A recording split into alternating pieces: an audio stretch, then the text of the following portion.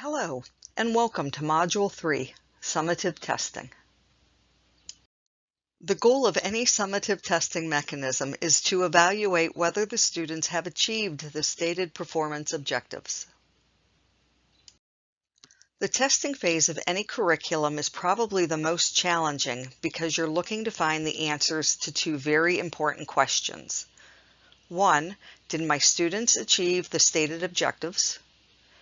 2, were my lesson design and teaching methods effective?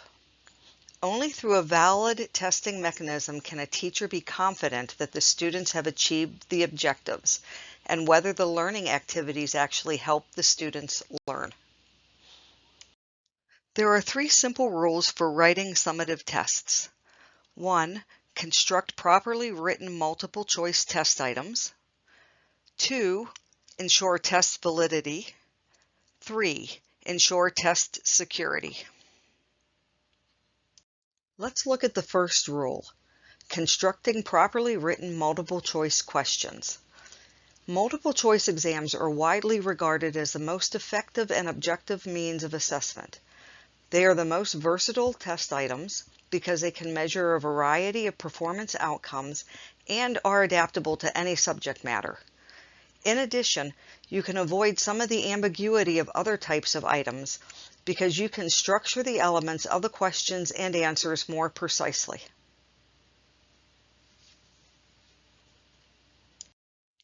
Three key principles of effective multiple choice test items include 1, testing essential knowledge, not trivia.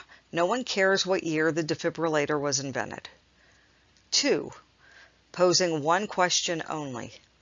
Students must be clear about what you're asking. And 3, being independent of others. Don't give away the answers in the next question. A properly constructed test item must include a clearly written STEM, a correct response, and 3 incorrect but plausible responses. Let's look at an example of a perfectly constructed multiple choice question. Notice how the STEM clearly states one specific question. There is 1 correct answer and 3 plausible distractors of similar length. In addition, the STEM and responses agree grammatically. This ensures that students are tested only on their knowledge. Now let's look at some common test item construction errors.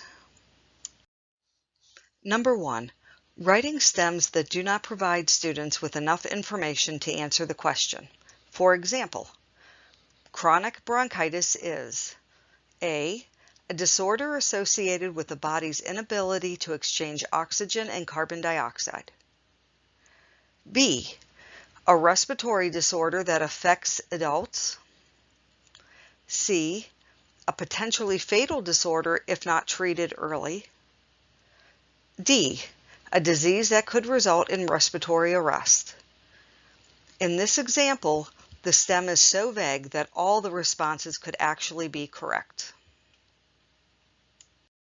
Instead, be more precise in stating the STEM so that students can answer the question even before looking at the responses. For example, the pathophysiology of chronic bronchitis includes A, excessive mucus production and airway narrowing. B, extremely low levels of carbon dioxide. C, destruction of the alveolar walls. D, increased red cell production. Here, there is one clear answer. Number 2, repeating words in the responses that could be stated in the STEM. For example, the procedure by which fluid is removed from the pericardial sac. A, is known as pericardial centesis. B, is known as pericardial ablation. C, is known as cardioendoscopy. D, is known as cardiac angioplasty. Instead, make the redundant phrases part of the STEM. The procedure by which fluid is removed from the pericardial sac is known as A, pericardiocentesis, B, pericardioablation, C, cardioendoscopy, D, cardiac angioplasty. Number 3, writing negative stems. These tend to confuse students and make the test item less effective in assessing actual knowledge and understanding. For example, which of the following drugs is not a beta agonist? A, low pressor, B, epinephrine, C, albuterol, D, dopamine. Here's another example of a negative stem. All of the following drugs are beta agonists except A, low pressor, B, epinephrine, C, albuterol, D, dopamine. Instead, state the question in a positive form. Which of the following drugs is a beta antagonist? A, low pressor, B, epinephrine, C, albuterol, D, dopamine. Number 4, writing questions in which the stem and responses are not grammatically consistent. For example, serious diseases that can cause respiratory distress include A, asthma and bronchitis, B, emphysema, C, ventricular tachycardia and right heart failure, D, chickenpox. Note how the plural diseases in the stem suggest that only answers A and C could be correct. Instead, make sure the stem and all the responses match grammatically. For example, a serious disease that can cause respiratory distress is A, asthma, B, right heart failure, C, ventricular tachycardia, D, chickenpox. Number 5, including distractors that are not plausible. For example, the organ responsible for manufacturing insulin is the A, pancreas, B, carcinoma gland, C, insulator, D, glycogenerator. Note how A is correct, but the rest are not plausible. In fact, they are ridiculous and would not distract even a civilian with no medical training. Instead, make sure that while all the responses are plausible, only one is correct. The organ responsible for manufacturing insulin is the A, pancreas, B, pituitary gland, C, thymus, D, adrenal gland. Number 6, true-false questions. For example, the esophagus lies just anterior to the trachea. A, true, B, false. These types of questions offer students a 50% guess rate and are not acceptable. Instead, the esophagus lies directly blank to the trachea. A, anterior, B, posterior, C, lateral, D, medial. Number 7, including all of the above, or none of the above, or multiple correct choices in the responses. For example, which of the following are solid organs?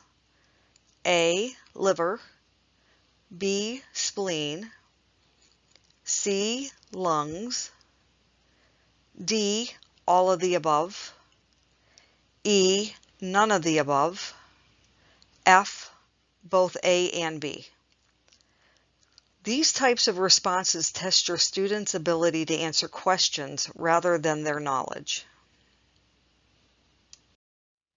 Instead, which of the following is a solid organ? A, liver, B, lungs, C, heart, D, gallbladder. Just remember that you want to test your students' knowledge, not their ability to figure out what you're looking for. Complicated test questions waste your students' time and energy. Word your questions as simply and directly as possible. Frustration is exhausting and counterproductive. Now, let's look at the second rule. Ensure test validity. Test validity means that your testing mechanism is a valid summative assessment of a student's achievement. This is based on two important questions. 1. Does the exam test achievement of the stated objectives? 2. Does it test students at the appropriate cognitive levels? Students are not just fair game at test time. The testing mechanism and the actual test items you select must match what you said the students would be required to do and the actual lesson you presented. There's one simple rule. There must be at least 3 test items for each performance objective. In our asthma class example, there are 4 performance objectives, so the final exam must include at least 12 multiple choice items, 3 for each objective. Test validity also includes adherence to the Bloom standard. Benjamin Bloom was a 20th century educational psychologist who designed a simple classification system used to define and distinguish different levels of human cognition: remembering basic knowledge, understanding concepts, applying principles to new situations. These original 3 Bloom levels are relevant to EMS because practitioners at various times must function in all 3 areas. So you're starting to sound robotic. Knowledge level. At this level, students are required to recall facts, figures, definitions, rules, and basic concepts. Here are some knowledge level stems. 1. The proximal ulna and radius along with the humerus form the blank joint. 2. Albuterol is a drug from which of the following classes? 3. The loading dose of amiodarone for stable ventricular tachycardia is blank. Comprehension level. At this level, students are required to demonstrate an understanding of a concept or principle. Here are some comprehension level stems. 1. What causes wheezing during an asthma attack? 2. Why is Decadron used for an asthma attack? 3. How does cardiac asthma differ from regular asthma?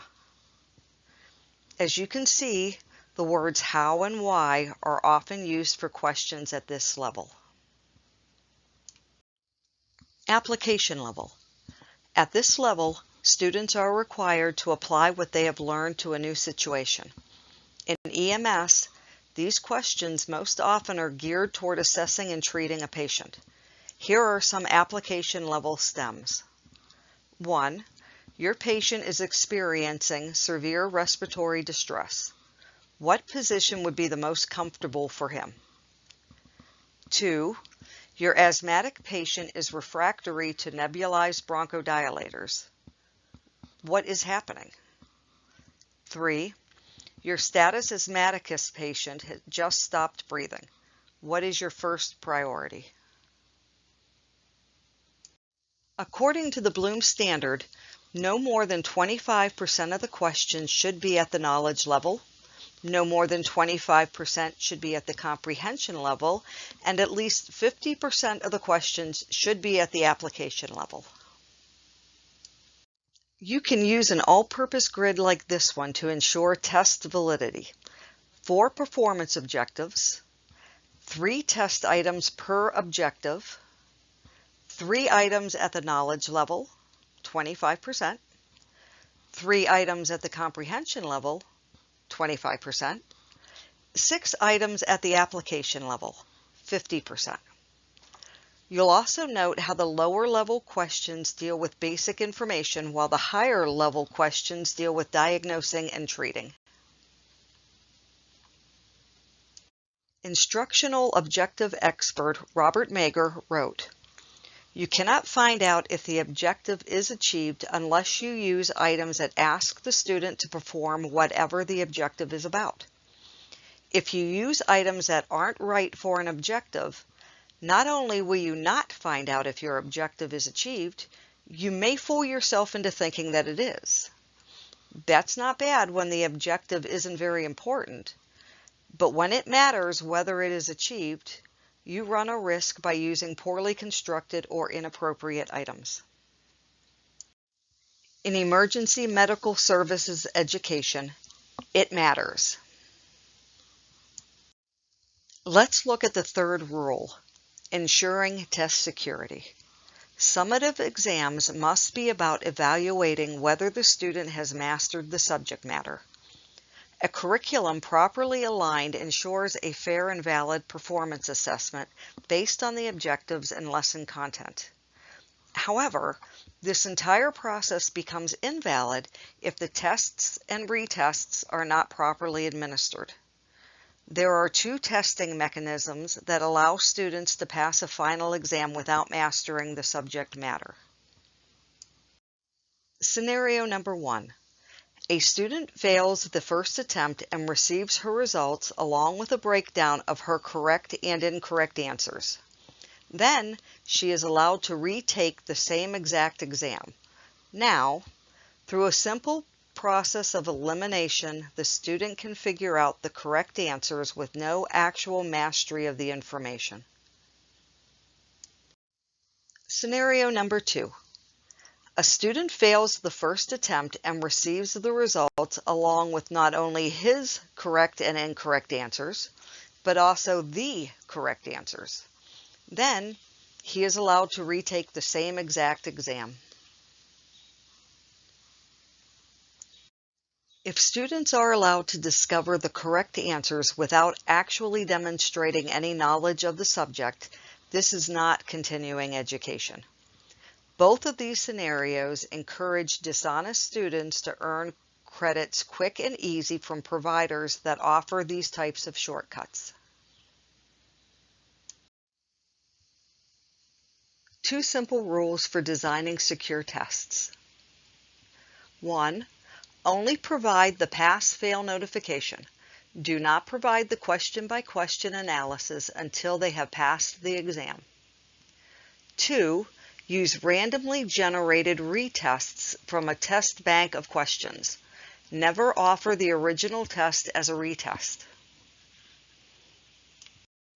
Remember, 1. Construct properly written multiple-choice test items. 2. Ensure test validity by providing at least 3 test items for every performance objective and adhering to the Bloom standard. 3. Ensure test security by designing a proper testing and retesting policy.